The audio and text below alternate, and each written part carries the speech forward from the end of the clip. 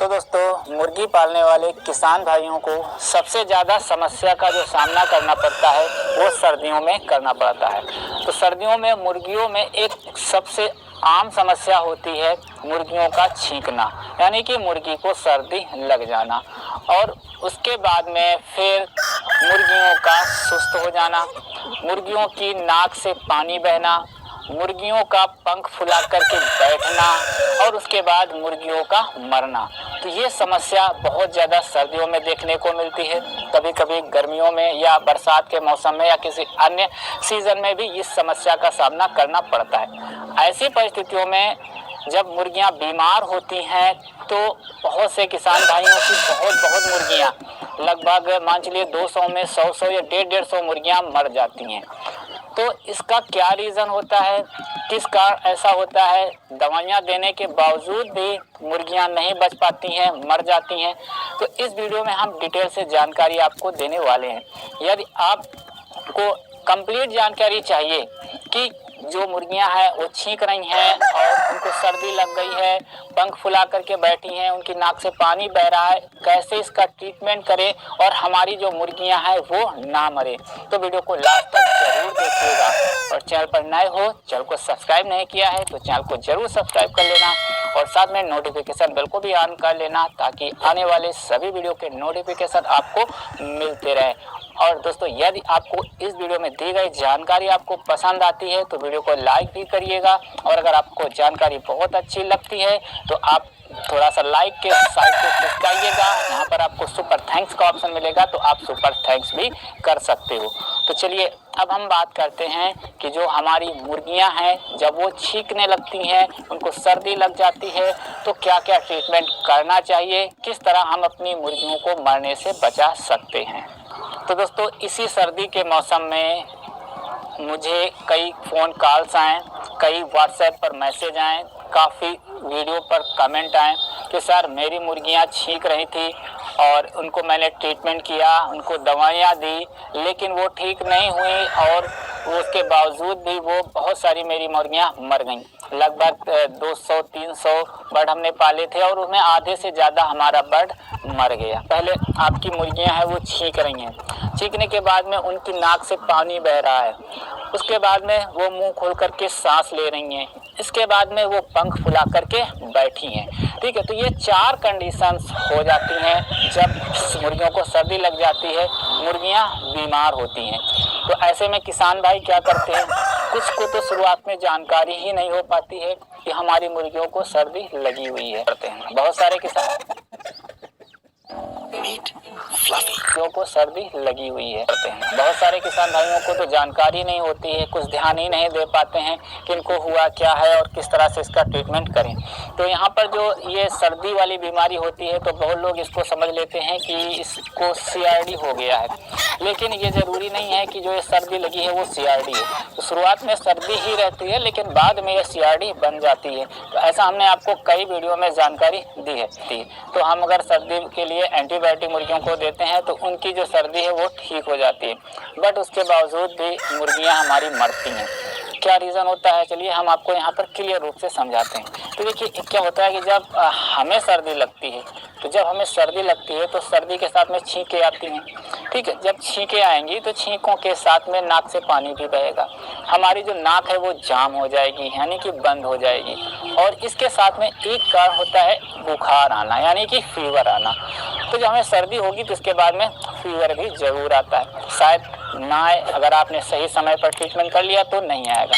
तो एक कंडीशन हमारी मुर्गियों के साथ भी ऐसा ही होता है, जब उनको सर्दी लगती है तो उनको छींकें आएंगी, ठीक है, और उनको नाक से पानी बहेगा, ठीक है, उसके बाद मुंह खोलकर सांस लेंगी। जब नाक उनकी बंद हो जाएगी, नाक उनकी रुंध जाएगी, मतलब नाक में कफ जम जाएगा, तो उनको नाक से सांस लेने में दिक्कत होगी, तो मुंह खोल करके सांस लेंगी। ठीक है, तो ये तो यहाँ पर रीज़न हो गया। एक नेक्स्ट रीज़न होता है मुर्गियों का पंख फुला करके बैठना। ठीक है, इस चीज़ को कोई भी किसान भाई नहीं समझ पाता है, दवाई पे दवाई देता है, उसके बावजूद भी बर्ड कवर नहीं हो पाता है, बर्ड ठीक नहीं हो पाता है, बर्ड की स्थिति बिगड़ती जाती है। बहुत सारी एंटीबायोटिक दिया लेकिन फिर भी बर्ड हमारा जो ठीक नहीं हुआ। कुछ बर्ड ठीक हुआ लेकिन उसमें बहुत ज़्यादा बर्ड जो है वो मरना चालू रहता है और बहुत सारा बर्ड मर जाता है। तो मुर्गियां छींक रही हैं, उनकी नाक से पानी बह रहा है, घर घर की आवाज़ कर रही हैं, मुंह खोल करके सांस ले रही हैं, पंख फुला करके बैठी हुई हैं। तो यहाँ पर सारी बातें तो समझ में आती हैं कि मुर्गियों को सर्दी लग गई, इतना तो सभी लोग जान जाते हैं। लेकिन बस जो एक यहाँ पर मेन प्रॉब्लम होती है वो नहीं जान पाते हैं कि मुर्गियाँ पंख फुला करके क्यों बैठी हुई हैं। तो इनका यही पर मेन रीज़न होता है मरने का। सर्दी से इतनी जल्दी बर्ड नहीं मरता है जितनी जल्दी वो पंख फुला करके बैठी हैं तो मर जाता है। लेकिन पंख फुला करके क्यों बैठी है ये यहाँ पर कोई भी जान नहीं पाता है। तो दोस्तों, जब भी आप किसी पोल्ट्री वाले शॉप पर जाओगे और ऐसी परिस्थिति अपने बर्ड की बताओगे और या फिर किसी फार्मर से आप संपर्क करोगे तो आपको ये जरूर बता देगा कि आप उसको एंटीबायोटिक दीजिए। एंटीबायोटिक में आपको लेक्सिन पाउडर बता देगा, टेट्रासाइक्लिन बता देगा, रेस्टिकेल बता देगा, इस तरह से कई एंटीबायोटिक के बारे में बता देगा, आप ये दीजिए तो मुर्गियों की जो सीआरडी है या सर्दी है वो ठीक हो जाएगी। लेकिन वो ये नहीं बता पाता है कि जो मुर्गियाँ पंख फुला करके बैठी हैं उसके पीछे का रीज़न क्या है। उसके पीछे का मेन रीज़न होता है फीवर, यानी कि बुखार। इसी बात को कोई भी किसान भाई नहीं समझ पाता है कि जब उसको सर्दी लगी है तो सर्दी के साथ में उसको बुखार हुआ है, बुखार की वजह से ही वो पंख फुला करके बैठा हुआ है। रीज़न ये होता है कि उसको ठंडक लग रही है, जब ठंड लग रही है तभी वो पंख फुला करके बैठा हुआ है। तो दोस्तों, यहाँ पर एक सवाल आता है कि हम कैसे जानेंगे कि हमारी बर्ड को फीवर है। तो यहाँ पर एक सिंपल सा तरीका है, आप थर्मामीटर से नाप लीजिए, उसके पंख के नीचे लगाइए और देख लीजिए वो कितना टेम्परेचर बता रहा है, और नॉर्मल बर्ड के नीचे लगाइए तो उससे आपको मालूम पड़ जाए कितना टेम्परेचर बता रहा है। इसके अलावा जब आप दोनों बर्ड के पंख के नीचे आप हाथ लगाओगे तो आपको खुद मालूम पड़ेगा कि जो नॉर्मल बर्ड होगा उसका टेम्परेचर आपको कम लगेगा, तो उसको लगेगा कि थोड़ा सा कम गर्म है बर्ड, लेकिन जिसको फीवर होगा वो आपको ज़्यादा गर्म लगेगा। यही एक छोटी सी पहचान यहाँ पर आपको आसानी से कर सकते हो। ठीक है, कुछ पोल्ट्री फार्मर इस चीज़ को समझ जाते हैं और कुछ पोल्ट्री शॉप वाले भी इस चीज़ को समझ जाते हैं। जब आप अपना बर्ड देख के किसी पोल्ट्री शॉप पे जाओगे जो पोल्ट्री के बर्ड का पीएम यानी पोस्टमार्टम करता है, ठीक है, तो उसको वो पहचान ले जाता है कि जो इसके अंदर है सर्दी तो है, सर्दी के साथ में इसको फीवर भी है, फीवर की वजह से इसके जो अंदर फेफड़ा है उसका कलर चेंज हो गया है, और भी कई रीज़न होते हैं वो लोग जान जाते हैं। लेकिन जो आम किसान भाई होता है जो 100-200 बर्ड पालता है देसी की, तो वो इस चीज़ को नहीं जान पाता। तो इस चीज़ का हमेशा ध्यान रखिए, अगर उसको सर्दी है तो सर्दी के साथ में फीवर भी होगा, तो अभी आपको क्या करना है, एंटीबायोटिक देना है। ठीक है, एंटीबायोटिक के साथ में आपको फीवर में कौन सी टेबलेट दी जाती है, पैरासीटामोल दी जाती है, तो पैरासीटामोल आपको देना है साथ में।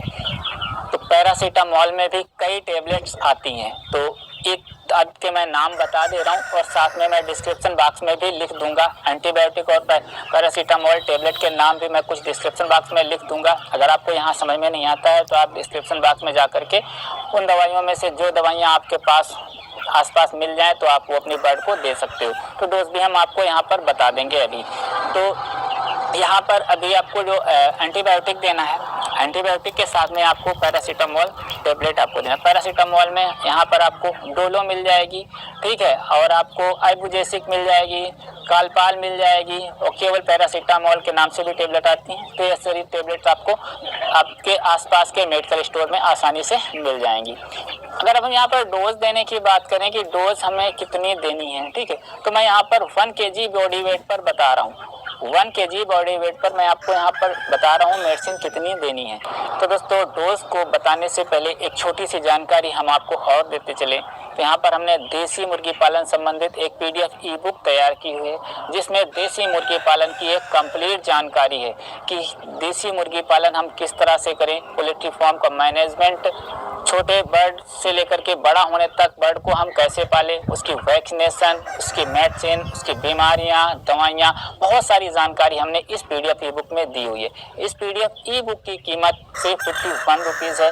आपने नीचे इंट्रो देखा होगा, यहाँ पर आपको थोड़ी बहुत जानकारी हो गई होगी। इसके अलावा यदि आपको डिटेल से जानना है, इस ई बुक को परचेज करने से पहले डिटेल से जानकारी चाहिए कि इस PDF ई बुक में और क्या क्या जानकारी है, तो इस पर हमने एक स्पेशल वीडियो बनाया हुआ है, तो उसका लिंक भी आपको डिस्क्रिप्शन बॉक्स में मिल जाएगा। ठीक है, तो यहाँ मान लीजिए हमारे पास 100 बर्ड है और एक बर्ड का वजन 1 kg है। ठीक है, तो जो आप मेडिसिन दोगे आपको एंटीबायोटिक देना है, तो एंटीबायोटिक का डबल डोज देना है। अगर नॉर्मल अगर आप 20 ग्राम देते हैं 100 ब्लड पे दी जाती है, ठीक है, तो आपको यहाँ पर 40 से 50 ग्राम देना है।